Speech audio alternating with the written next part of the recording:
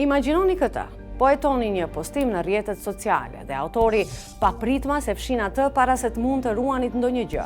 Frustruese apo jo? Por a ka ndonjë gjë që mund të bësh për këtë?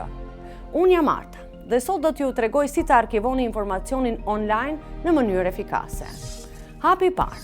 Kopjoni URL-n e postimit që po hetoni. Është thelbësore që të zgjidhni URL-n e postimit specifik. Në platforma si Facebook, këtë e bëni duke klikuar mbi datën ose kohën e postimit. Hapi i dytë. Ngjitni linkun në një faqe të specializuar për arkivim, si archive.today.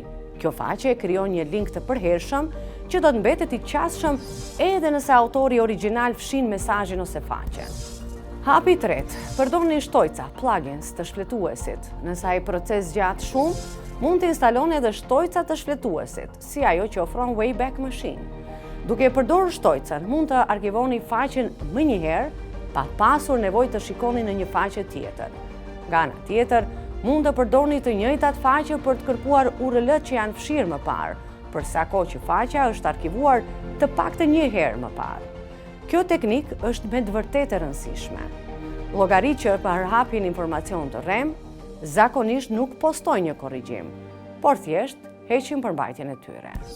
Me këto mjete mund të vërtetojmë se ata kanë postuar dezinformat. Dëshironi më shumë këshilla?